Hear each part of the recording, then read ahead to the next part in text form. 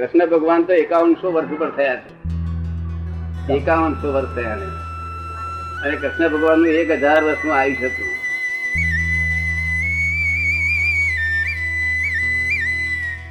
ભગવાન તો ઘણા થયા, દરેકના ચરિત્રો જુદા જુદા હોય છે, પણ શ્રી કૃષ્ણ ભગવાનનું ચરિત્ર, એની પર્સનાલિટી, એમના દરેક કર્મો, દિવ્ય કર્મો, અને આખા જગતને યુગો સુધી યાદ રહી જાય એવા સુંદર ચરિત્રો અને પરાક્રમ એમના જીવનમાં હતા. અને બીજી બાજુ સુંદર ગીતાનું જ્ઞાન પણ એમની બાજુ પાસે હતું, જે જ્ઞાન આજે આખા જગતમાં એ જ્ઞાનને જબરજસ્ત મહત્વ અપાય છે. ગીતા એટલે ગુહ્યમાં ગુહ્ય જ્ઞાન શ્રી કૃષ્ણના મુખેથી નીકળેલું. એ આજે કરોડો લોકો એને પોતાનું આરાધ્ય ગ્રંથ તરીકે એનો ઉપયોગ કરે છે. અને આજે શ્રી કૃષ્ણ ભગવાનને આખી દુનિયામાં, આપણા હિન્દુસ્તાનમાં તો કરોડો, પણ હિન્દુસ્તાની બહાર અમેરિકા, યુરોપ, બધી વેસ્ટર્ન વર્લ્ડમાં પણ શ્રી કૃષ્ણ ભગવાને હરે રામ હરે કૃષ્ણ કૃષ્ણ કૃષ્ણ હરે હરે કરીને ધૂન રાત દિવસ લગાવે છે. અને કરોડો લોકો એમને જબરજસ્ત ભક્તિમાં, એમના ગુણગાનમાં તલ્લીન થઈને આજે પણ નાચતા ફરે છે શ્રી કૃષ્ણની ભક્તિમાં. એવા શ્રી કૃષ્ણ ભગવાન, એ કૃષ્ણ ભગવાન આજે આપણે એમના માટે થોડુંક જરાક તત્વની રીતે વિચારીશું. બાકી એમના જીવન ચરિત્ર માટે તો લગભગ બધાને જ ખબર છે, પણ જરા વધારે એમની અંદરની પરિણતિઓની વિચાર કેવી હશે એ વિશે વિચારીશું.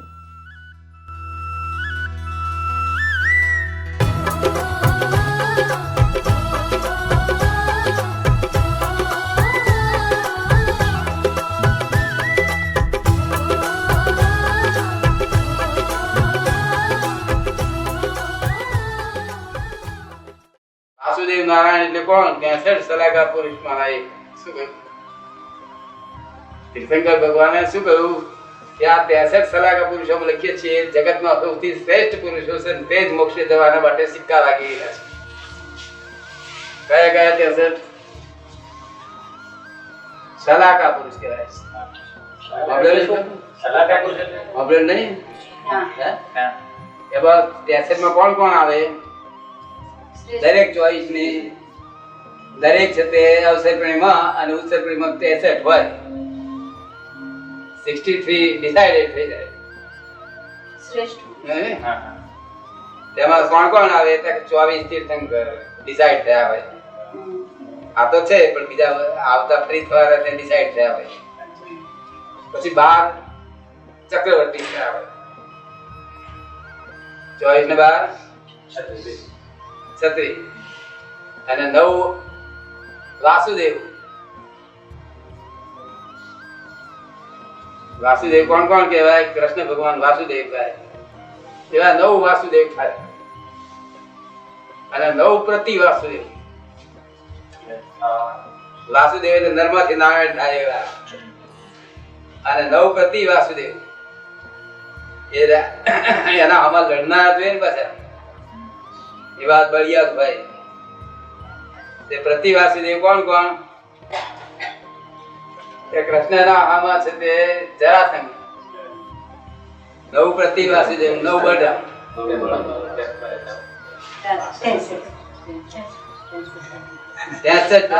સિક્કા ભગવાન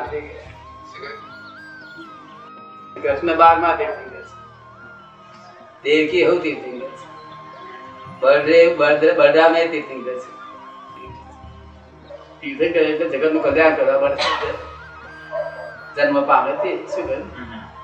છેલ્લો દર્શન આપી. જ્યાં જાય તો તીર્થભૂમિ થઈ જાય, જ્યાં જાય તો તીર્થભૂમિ થઈ જાય.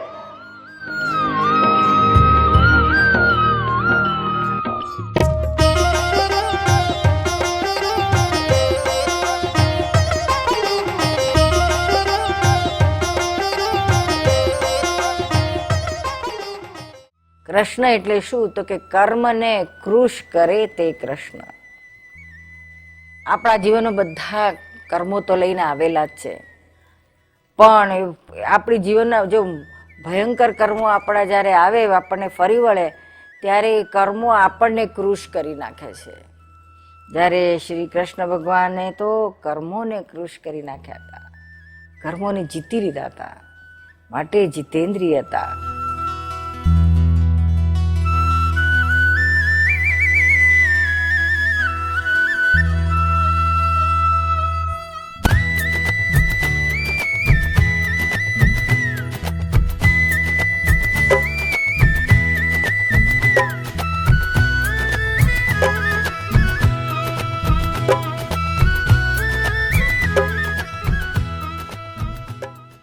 કૃષ્ણ ભગવાનના જીવન ચરિત્રમાં બાળ જીવનમાં એમને કાલી દમનની વાત આવે છે. એ કાળિયાનાથને નાગને એમણે નાથ્યો હતો, યમુના નદીમાં નાગ રહેતો હતો. પણ આની પાછળનું તત્વજ્ઞાન શું કહેવા માગે છે કે ભગવાન કે આટલા કે સિમ્પલ નાગને બાગને નાથીને મોટા ભગવાન થાય એ કે મોટી વાત ના કહેવાય. એ તો બધા મદારીઓ નાગને તો નાથે છે, પણ આ તો એમણે કોને નાથેલા? નાગ એટલે ક્રોધનું પ્રતીક છે, અને ભગવાને ક્રોધને નાથ્યો હતો, પોતાના ક્રોધને કમ્પ્લીટ વશ કર્યો હતો. બધું વશ થાય, આખી દુનિયા વશ થાય. ચક્રવર્તી રાજાઓ આખો દુનિયાને જીતે છે, છતાં એના ક્રોધને, માનને, લોભને, માયાને એને જીતી નથી શકતા. એટલે ગ્રેટમાં ગ્રેટ કોને કહેવાય કે જે આ વસ્તુને નાથે, જીતે. ને શ્રી કૃષ્ણ ભગવાને આ કામ કરેલું, એમના જીવનમાં ક્રોધને એમણે નાથેલો, એટલે એમને કાળી દમનનું રૂપક આપવામાં આવ્યું છે.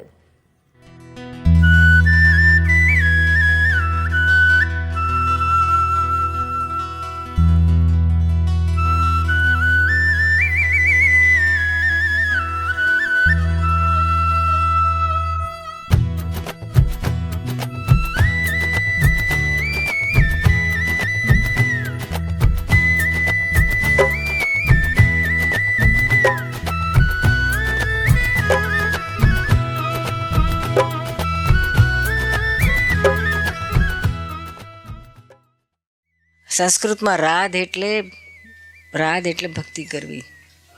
સંસ્કૃતનું વર્ડ છે રાધ. ઉપર આવે એટલે આરાધના થાય, વી આવે એટલે વિરુદ્ધ જાય તો વિરાધના થાય. શું? એવી રાધાને એવી રીતના કૃષ્ણની ભક્તિનું સ્વરૂપ બતાવ્યું છે. એટલે આવી રીતના એને રૂપક મુખ્ય છે, આવી રીતના સમજાવે છે.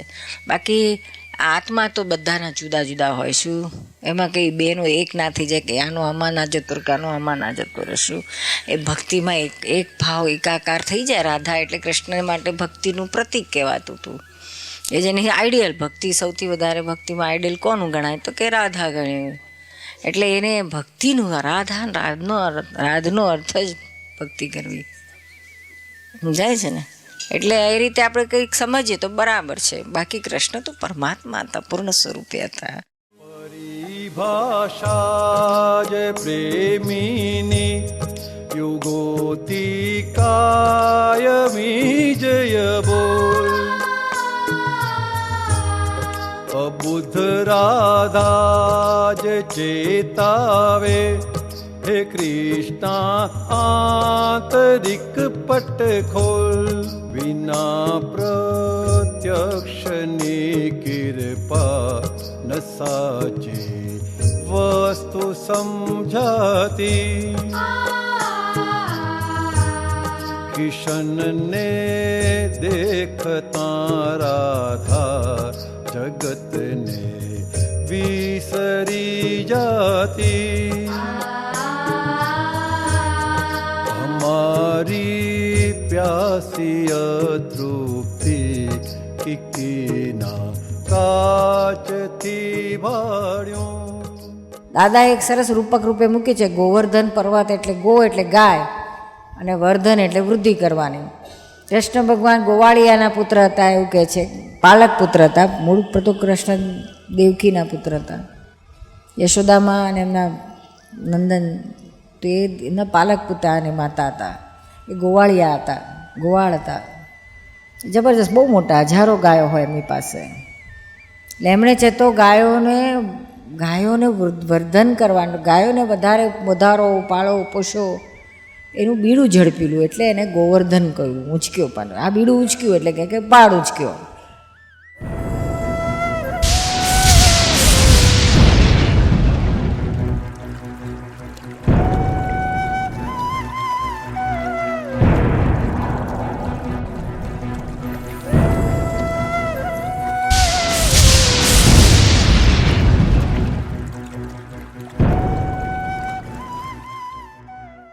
એમણે તો નક્કી જ કરેલું કે ગાયોનું જ વર્ધન થવું જોઈએ. હિન્દુસ્તાનમાં ઠેર ઠેર ગાયો ગાયો ગાયો જ થવી જોઈએ.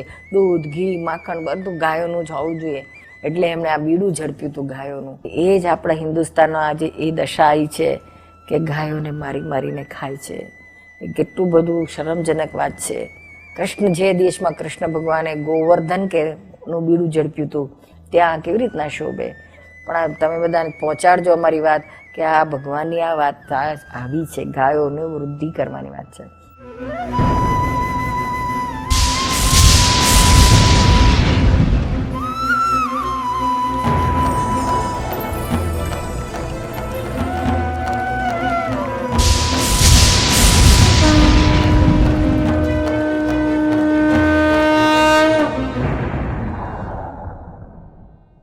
સુદર્શન એટલે સુદર્શન ચક્ર. આ એક ચક્ર તો આપણે બધા જોઈએ છે કે જેને બધા ગળા કાપી નાખે, પણ ખરેખર તાત્વિક રીતે સુદર્શન એટલે સમ્યક દર્શન, સવળું દર્શન. કુદર્શન અને સુદર્શન, દર્શન બે પ્રકારના છે, સુદર્શન અને બધું કુદર્શન.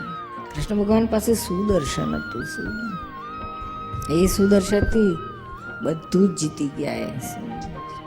જગતગુરુ મંદે તે કહ્યું ને, આખા જગતના ગુરુ એ રીતે થયા.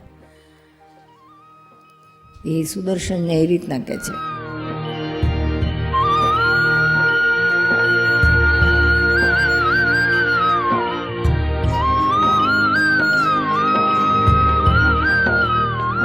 કૃષ્ણનો 16,000 રાણીઓ હતી તો એને કેવું બ્રહ્મચારી હતા. કેવી મોટી વાત છે. કૃષ્ણ ભગવાનની 16,000 રાણી છે, પણ એવો કોઈ વિષય નહોતો. આ લોકોએ બધું ઊંધી ચિત્રી મારેલું છે. શું એ તો પેલા કોક 16,000 કુંવરીઓને ઉપાડીને લઈ ગયો હતો, એને છોડાવીને કૃષ્ણ ભગવાન મુક્ત કરી લાયા પેલાને મારીને. 16,000 કુંવરીઓ કહે છે કે હવે અમને આવી રીતના આપ ઉપાડી ગયો તો અમે હવે રાજકુમારીઓનું બીજું પરણશે કોણ? કોઈ અમને પરણશે નહીં. એટલે એમની સાથે કૃષ્ણ ભગવાને પાણી ગ્રહણ કર્યું, પણ એવું કે પાણી ગ્રહણ કરીને કે એના માટે સંસાર માંડ્યો નથી. બસ એ લોકોને વિષય નહીં પડેલ નથી કે અમારો ધણી છે ભગવાન, વિષય નહોતો.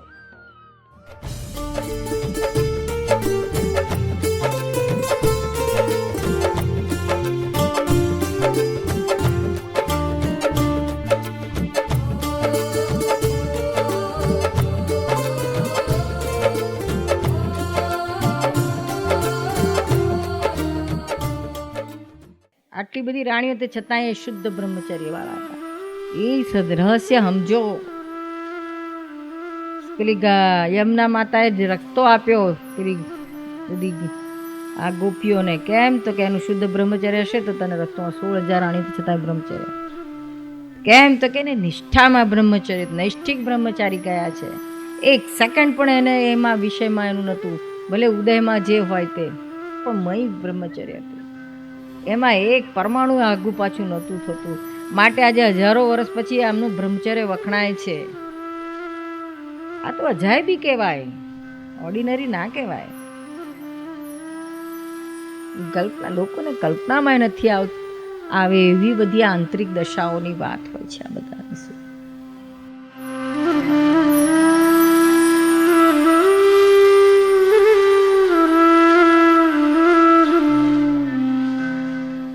શું લોકો સમજ્યા નહીં. કૃષ્ણને જો સમજ્યા હોત તો કામ નીકળી જાય.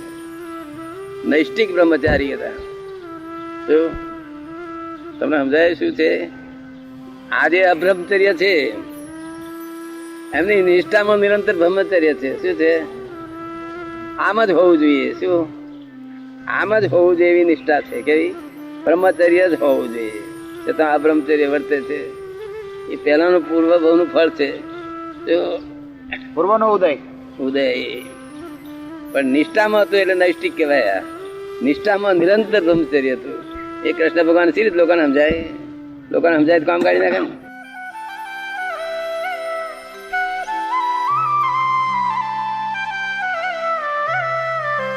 વાસુદેવ શ્રી કૃષ્ણ ભગવન બ્રહ્મચર્ય નિષ્ઠા જેને ભગવદ રૂપી પરમાનંદી આત્મા રામી સ્વરૂપ વિલાસી પ્રેમ સ્વરૂપ ગોપી જન વલ્લભ પૂર્ણ કાવી કોટી ભવ દુર્લભ પૂર્ણ કાવી કોટી ભવ દુર્લભ. ભગવાને અર્જુન જ્યારે શોકમગ્ન બન્યો મહાભારતના યુદ્ધની અંદર, તેનામાં દેહવાદ હતો.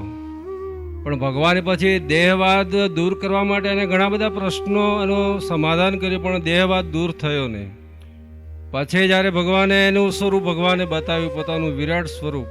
હવે આપણે પોતાની ભાષામાં બધું ચિત્રી બિત્રીને કે ચિત્રામણમાં આવે એ સ્વરૂપ, એ શબ્દમાં આવે એ સ્વરૂપ, ભગવાનનું જે ખરું સ્વરૂપ છે એમણે ચોખ્ખું કહ્યું છે એ શબ્દમાં નથી આવે. એવું તો ચિત્રમાં કેવી રીતના આવે? આ તો બાળ લોકોને સમજાવવા ચિત્ર બિત્ર મૂકી દીધા.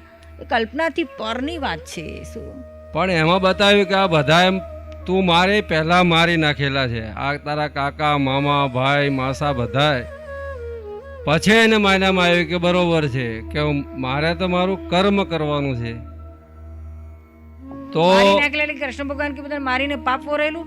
એ તો બહેને શું કહ્યું છે કે આ બધામાં તું આત્મા જો. આ તારા કાકા મામા ભાઈ નથી, પણ ખરેખર આત્મા સ્વરૂપે છે.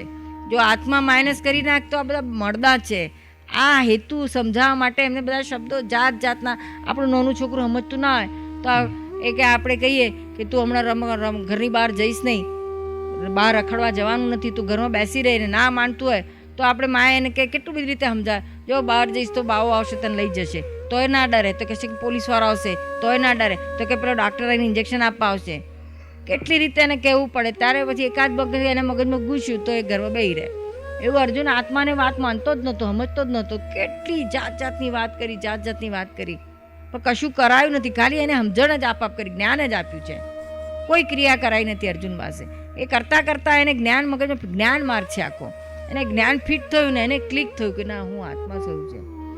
અને એનો અહંકાર ઓગળ્યો, ભગવાનને સરેન્ડર થયો. વિરાટ સ્વરૂપ એનું નામ કે જે સામાના અહંકારને ખલાસ કરી નાખે. એવું કંઈક એને દ્રષ્ટિમાં આવ્યું ભગવાનનું સ્વરૂપ, અને તે પરમાત્મા સ્વરૂપ બતાવ્યું. એ આ ફિઝિકલ આંખોથી દેખાયું નથી, એને મય ક્લિક થયું.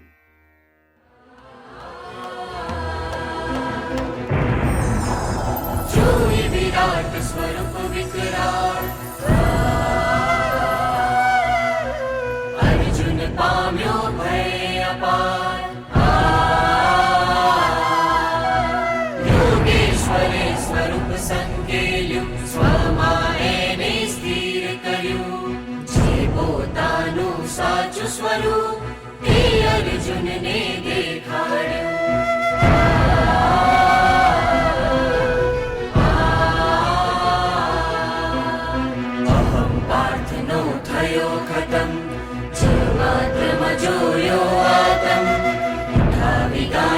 થયો તૈયાર અહો શું આદર્શ વીરા, અહો શું આદર્શ વીરા, અહો શું આદર્શ વીરા.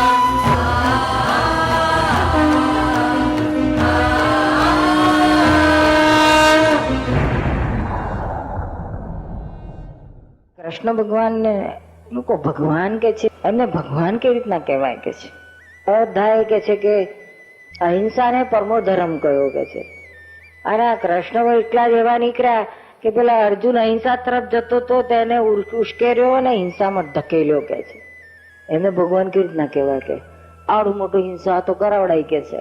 એટલે મારી બુદ્ધિમાં નથી આવતું એમને ભગવાન તરીકે સ્વીકારવા માટે. પણ હકીકત જુદી છે. તપાસ જરા ઊંડેથી કરો તો કંઈક બીજું જાણવા મળશે. શું પણ કૃષ્ણ ભગવાને આજે 5000 વર્ષ પછી આવું કરાવ્યું તો લાંબા થઈ થઈને મંદિરો બાંધે છે ને પગે લાગે છે મૂર્તિઓને ફોટાને. એની પાછળ કઈ રહસ્ય હશે કે નહીં? શું કે કૃષ્ણ ભગવાન તો જ્ઞાની હતા. એમણે જ્ઞાનમાં જોઈને અર્જુનને કહ્યું કે તું ગમે એટલો વૈરાગ લઈને બેસીશ પણ તું આ યુદ્ધ લડ્યા વગર રહેવાનો નથી, તું લડીશ જ. તું ગમે એટલું કહ્યું તો આ લડ્યા યુદ્ધ હશે ને તું જીતીશ જ પાછું. અને મેં જેવું બોલ્યા એવું થયું. માટે કંઈક રહસ્ય આની પાછળ બીજું છે. આ તારા મારાની બુદ્ધિની વાત છે નહીં, એ ભગવાન છે, એમાં બે મત નથી. શું વાસુદેવ નરમાંથી નારાયણ થયેલા છે, શું ઓર્ડિનરી નથી. એમના કર્મો પણ બધા દિવ્ય કર્મો કહેવાય છે. ભલે રૂકમણીને ઉપાડી ગયા, ગમે તે કરી ગયા, તો ભગવાન કહેવાય. એ દિવ્ય કર્મ છે. શું કારણ કે જ્ઞાન આત્મામાં આખી માર્ગ જ આખો સંકિત થયેલા 63 શલાકા પુરુષોમાં આવેલા કે જેવા તેવા ના કહેવાય. શું મોક્ષે બિરાજ્યા છે સ્વરૂપ રામ, યોગેશ્વર વિદ્યાધર શાને બદનામ, મોક્ષે જવાના શલાકા પુરુષ, પૂજવા યોગેશ્વર વિદ્યાધર રૂપ, શલાકા પુરુષો જગનાટ્ય જાણે, નાટકમાં આવ્યા તે પાઠોને માણે,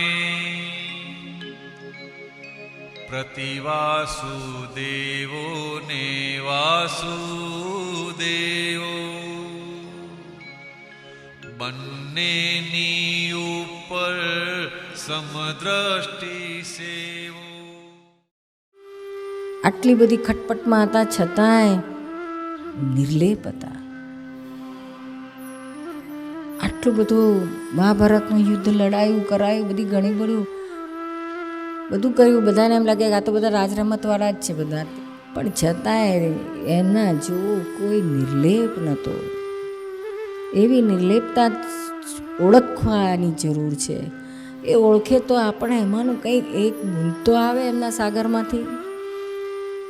પણ આ દ્રષ્ટિ એ તરફ માળવી પડે કે આ કેવા મહાન કૃષ્ણ ભગવાન.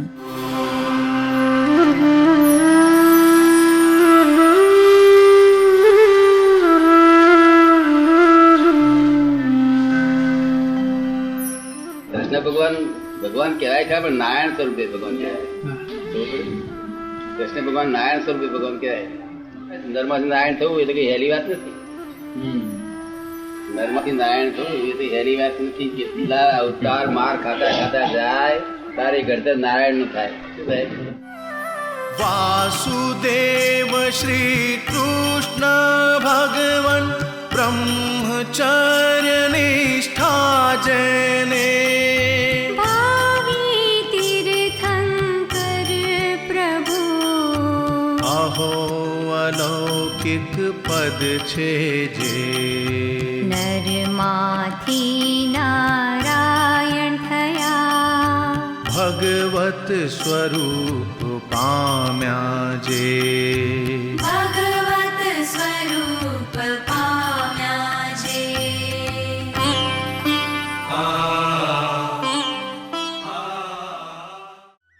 આજથી 500 વર્ષ પહેલાં વલ્ભાચાર્ય થયા. જબરજસ્ત આચાર્ય મોટા થયા. એ આચાર્ય હતા. શું પોતે ભગવાન છે એવું નહોતા કહેતા, પણ એમણે આખો પુષ્ટિ માર્ગ આપ્યો. કયા આધારે આપ્યો? તો કે આજથી 500 વર્ષ ઉપર આપણા હિન્દુસ્તાનમાં બૈરાઓ બહાર ના જઈ શકે, લૂંટાય, મંદિરોમાં જવાય નહીં, મંજીરું તોડે. એ લોકો પછી ધર્મ થાય કઈ રીતના? એટલે ધર્મ જેવું રહ્યું નહોતું, ખલાસ થઈ ગયું. ત્યાર પછી વલ્ભાચાર્યએ જોયું કે આ તો આપણો ધર્મ આખો ખાલીથી ખલાસ થઈ રહ્યો છે. એટલે એમણે આખો ઊંચો આણ્યો, પુષ્ટિ માર્ગ કાઢ્યો. કારણ કે એ વખતે એના આખું સાવ જ ખલાસ થઈ ગયેલું. એને તમારે ઊભું કરવું હોય તો એકડેકથી શરૂ કરવું પડે ને. જેમ KG ફર્સ્ટ સેકન્ડ એમ લેવું જવું પડે. એટલે બાળ મંદિરનું બાળ કૃષ્ણનો ધર્મ આપ્યો. કૃષ્ણ યોગેશ્વર કૃષ્ણ એટલે પૂરું થઈ ગયું એમનું આખું કેરેક્ટર. જન્મ્યા ત્યારથી એમનું નિર્માણ થયું ત્યાં સુધીનું આખું પૂર્ણાહુતિ થઈ. એટલે છેલ્લામાં છેલ્લું જે જ્ઞાન મંદિરની વાત હતી ત્યારે એમણે આ ગીતાનો ઉપદેશ આપ્યો. એના એ જ ભગવાન છે, ભગવાનમાં કંઈ ફેર ના થાય શું. પણ આ તો એટલા માટે વલ્ભાચાર્ય આપ્યું કે આગળનું આ લોકો સંસ્કૃતના શ્લોકો અને ગીતાનો અર્થ કશું સમજશે નહીં. મોટા મોટા પંડિતોને પ્રોબ્લેમ થાય એવું. આ તો પછી આ જે લોકો સાવધ ધર્મથી બધાથી વિમુખ થઈ ગયેલા એ લોકોને કઈ રીતના ધર્મ આટલું ડીપ સમજાવાય. એટલે પછી આ બાળ કૃષ્ણનો ધર્મ સ્થાપ્યો. એટલે એવી બધી વ્યવસ્થા કરી ઘરે બેસીને થાય. મંદિરમાં ના જાઓ તોય ચાલે, ઘેરે તમે ઠાકોરજી રાખો, નવડાવો, ધોડાવો, ખવડાવો, પીવડાવો. જો જે મંદિરમાં કરે બધી ક્રિયાઓ ઘેર કરાય. તમારે મંગળાના દર્શને થાય ને તમારે રાજભોગનું થાય ને શયનના થાય ને બધું થાય. ઘર બેઠા આવી રીતનો ધર્મ આપ્યો. પછી પાછા એ પોતે જ વલ્ભાચાર્ય પોતે જ કહી ગયા છે કે આ ધર્મ 500 વર્ષ ચાલશે. આમ તો 400 કહ્યું તો પાછળના બધા એક્સટેન્શન 100માં લીધું પાછળના. પછી કે આ ધર્મ પૂરો થશે અને આત્મધર્મ આવશે કે છે. એ જે કૃષ્ણ ભગવાને આગળ યોગેશ્વર કૃષ્ણ ગીતામાં આપ્યું છે જ્ઞાન.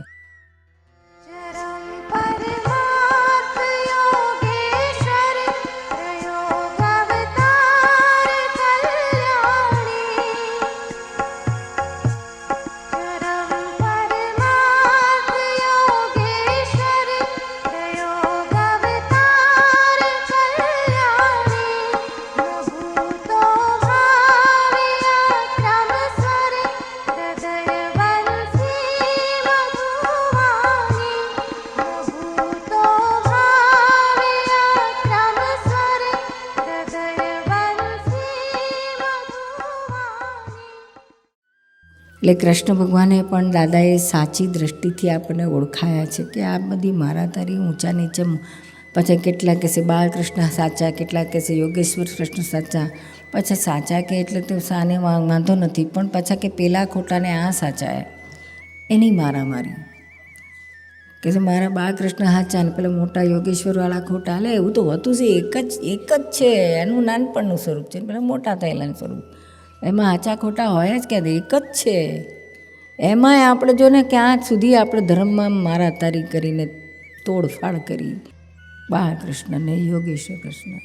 એટલે એનો એ જ કૃષ્ણ છે.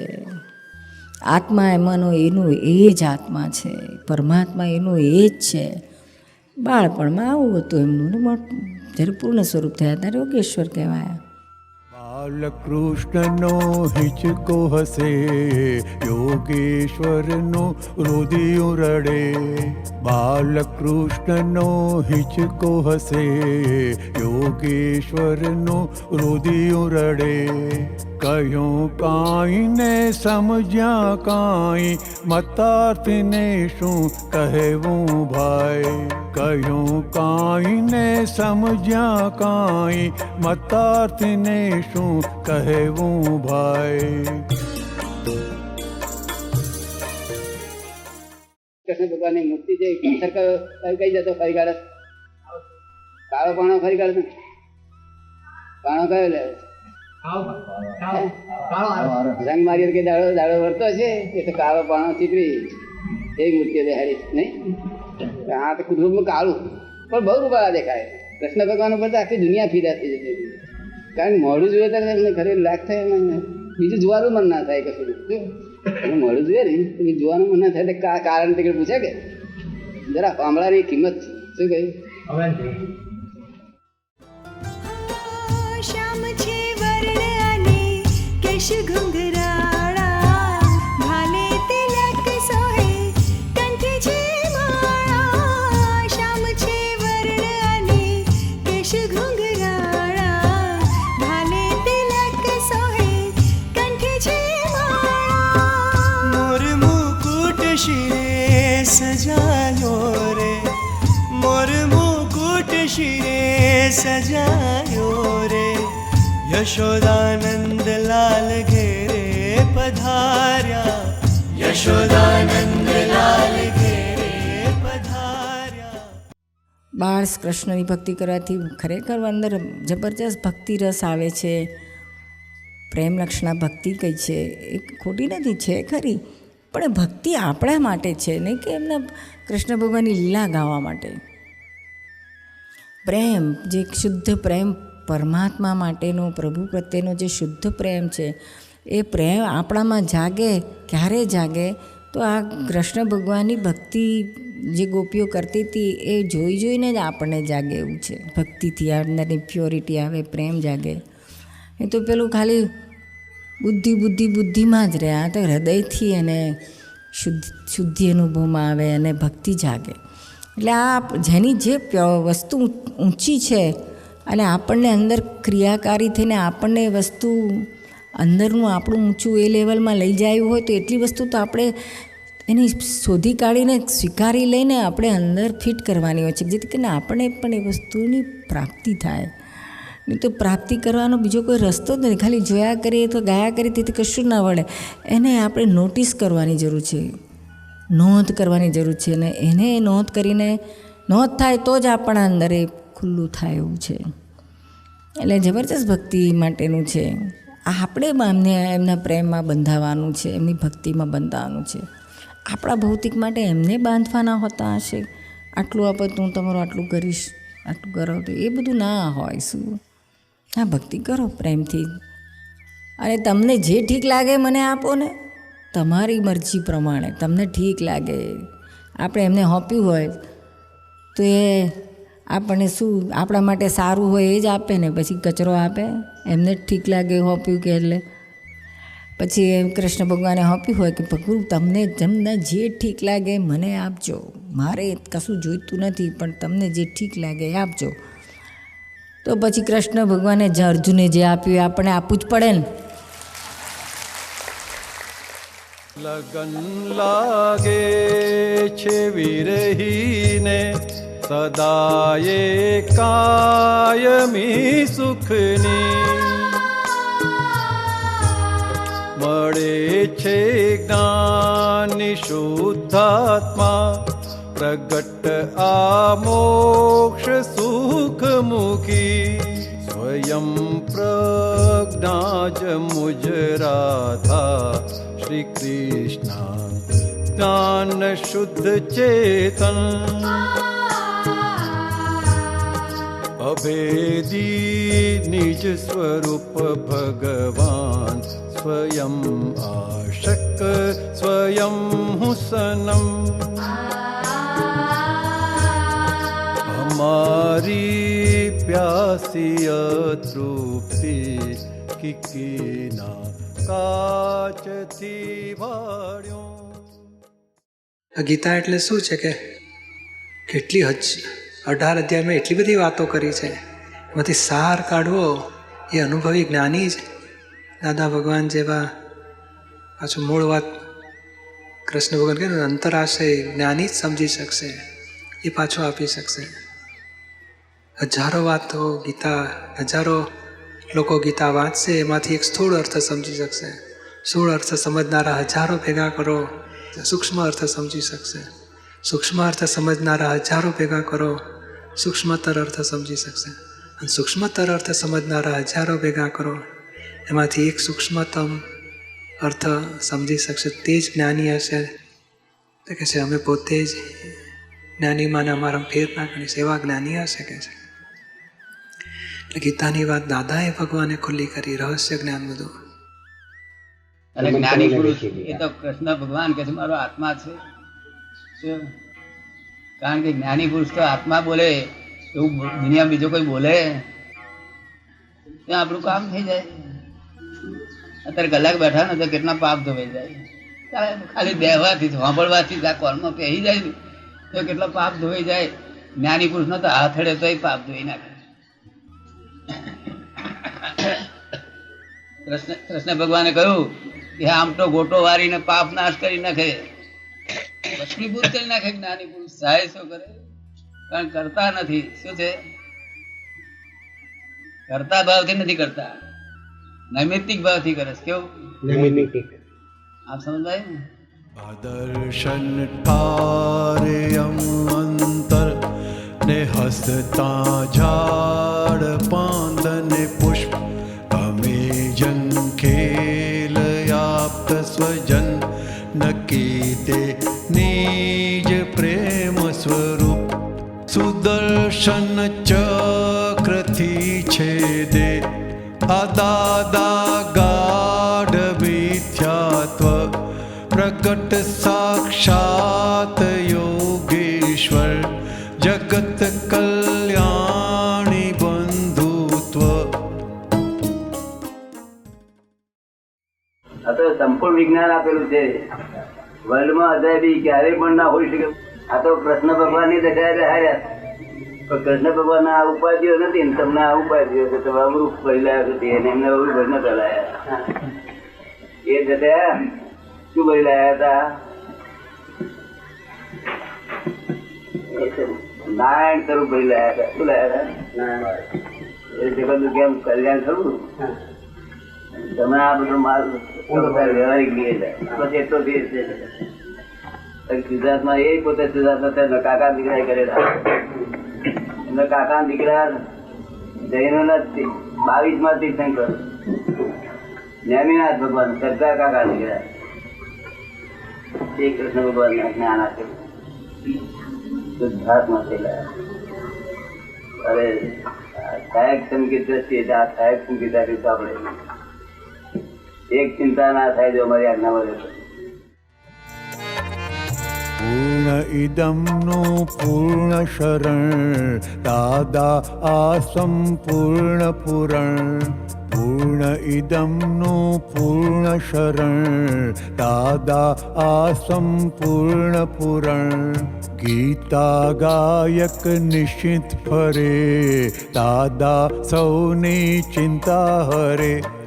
ગીતા ગાયક નિશ્ચિંત ફરે દાદા સૌની ચિંતા હરે. દાદા સૌની ચિંતા હરે. આ વૈષ્ણવના ઉપવાસમાં તો હારી બહુ મગજમારી હોતી જ નથી. જે ખાવું એ ખાઓ. આ વખતે જન્માષ્ટમી આવીને ત્યારે નીરુબેને થયું કે આજે આપણે આ વખતે જન્માષ્ટમી કરો, બધું જ ખાઓ આપણે. આજે વૈષ્ણવનો ઉપવાસ છે. પછી જાત જાતનું ભાત ભાતનું એટલી બધી વેરાયટીઓ થઈ કે એ લોકો 12 મૂકીને 11 કરવાના કરી નાખી. એ જૈન વાણિયા થઈને અરે નથી આપવા જેવું. આપણે બહુ બનાવ્યું. તમારું મન હમણાં કુદાકૂદ કરવા માંડશે. હે હા માખણ ખાધું હતું.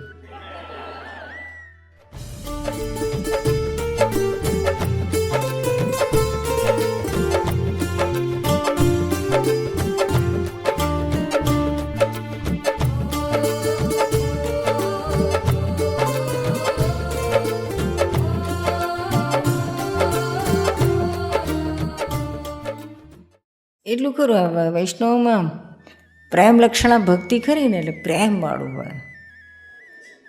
અહીંયા તો મારા વાલા કરીને ભગવાનને ભેટે ને ભક્તો બી મારા વાલા કરે એવું પ્રેમવાળું હોય. તમને કૃષ્ણ ભગવાનને ભેટતા જોઈને એટલો આનંદ થયો. આવું દ્રશ્ય પહેલી વાર જોયું કે ભગવાનને પણ ભેટી શકાય. ભગવાનને પ્રેમ કરવો કેવી રીતે ક્યારે શીખ્યું જ નહોતું. અને તમે એવા દિલથી ભગવાનને ભેટતા હતા કે ટીવી પર જોતા જોતા અમે ગદગદ થઈ ગયા. એવો પ્રેમ અમે પણ કૃષ્ણ ભગવાનને કરીને કૃષ્ણમય થઈ જઈએ.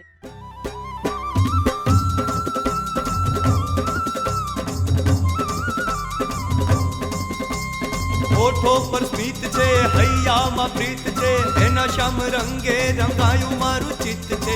એક વાર જોયા પછી કદી ના ભૂલાય એવું કાનુડાની કામણધારી આંખોનું તેજ છે.